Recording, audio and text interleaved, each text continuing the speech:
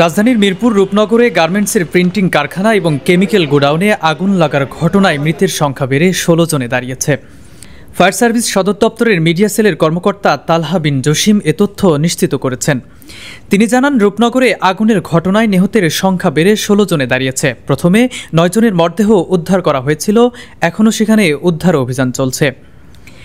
এদিকে ফায়ার সার্ভিসের পরিচালক লেফটেন্যান্ট কর্নেল জানান, সবেমাত্র পোশাক কারখানায় দ্বিতীয় এবং তৃতীয় তলা থেকে মরদেহগুলো উদ্ধার করা হয়েছে। জানা গেছে, গোডাউনে ৬ থেকে ৭ ধরনের কেমিক্যাল ছিল।